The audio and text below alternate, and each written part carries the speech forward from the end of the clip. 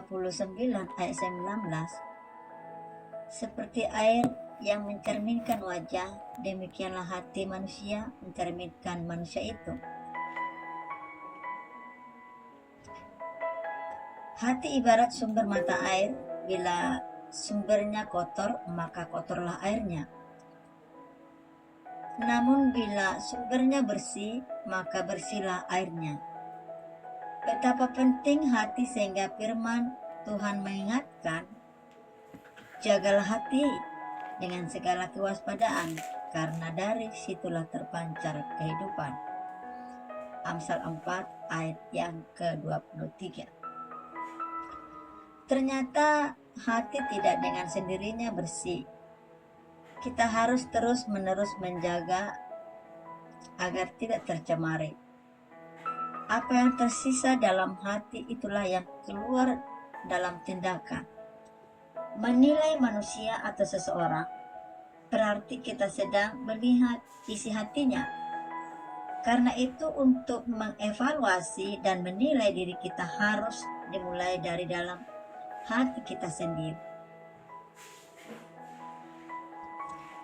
Maka dalam Roma 12 ayat 2 katakan di sini, janganlah kamu menjadi serupa dengan dunia ini, tetapi berubahlah oleh pembaharuan budimu, sehingga kamu dapat membedakan manakah kehendak Allah, apa yang baik, yang berkenan kepada Allah, dan yang sempurna.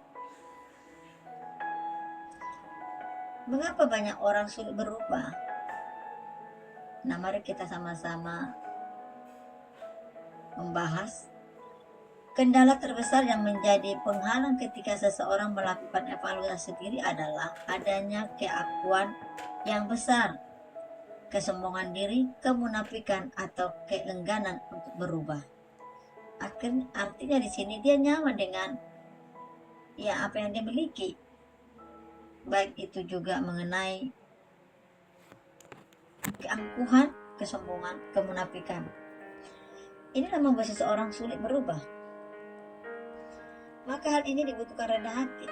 Diperlukan kerendahan hati untuk mengevaluasi diri, sehingga ketika sering kali kita berpura-pura dan berusaha menutupi hati kita dengan berbagai upaya agar orang lain tidak tahu yang sebenarnya. Tetapi firman Tuhan mengingatkan, bukan yang dilihat manusia, yang dilihat Allah. Manusia melihat apa yang di depan mata, tetapi Tuhan melihat hati. 1-16 7b. Karena itu marilah kita belajar dari hidup seseorang Daud yang tidak pernah berhenti memohon kepada Tuhan agar Tuhan terus menyelidiki hatinya. Seru Daud, selidikilah aku, ya Allah, dan kenalilah hatiku.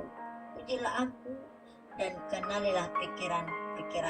Hal ini terdapat dalam Pemazmur 139 ayat yang ke-23. Jadi dibutuhkan memang kerendahan hati. Ya, memang sukar, tetapi kalau kita menanggalkan keegoisan kita, keakuan kita, pasti Roh Kudus memampukan kita untuk bisa rendah hati. Menjaga hati untuk tetap berkenan kepada Tuhan itu perlu perjuangan dan tindakan. Tidaklah mudah. Karena setiap saat kita diperhadapkan dengan berbagai persoalan hidup yang bisa membuat sikap hidup hati kita menjadi tidak benar di hadapan Tuhan. Tidak hanya itu, kita sudah terlalu lama dididik oleh dunia ini, sehingga hati kita sudah terlanjur dipenuhi dan dicemari dengan hal-hal yang tidak baik atau yang tidak memuliakan Tuhan. Kalau hati kita sudah dipenuhi dengan segala yang tidak berkenan di hadapan Tuhan, maka yang akan terlihat dari karakter kita, perilaku kita, tindakan kita, perkataan kita adalah semua yang membuat kita berdosa terhadap Tuhan. Maka untuk dapat menjaga hati kita harus bisa memberi waktu khusus untuk duduk diam dan mengoreksi sikap hati kita.